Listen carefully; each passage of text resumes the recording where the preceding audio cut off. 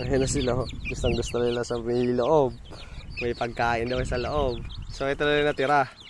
Bali, itong dalawang unang batch to. Kasama ito yung dalawa na yan eh. Yung dalawa na yan ay first batch yan. Medyo na late lang kasi nga pinupulpugan ng mga Chinese chicken. Ayan, kaya nawala yung balat sa ulo. Yung balahibo sa ulo. So, ang natira na lang ay sa susunod na batch. 8 rin yan. And then, 8 rin yan. Tapos ang natira na lang ay 4 sa susunod na batch. Ayan yung 4 na to. Ito, yung may wala rin na to. Yung walang balat sa ulo. Ay, may balat sa ulo. Ayan. Second batch yan. Ito. Ayan, tapos yun. Yung 4 na yan.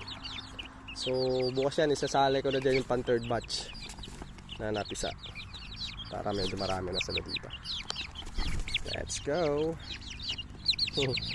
Ano?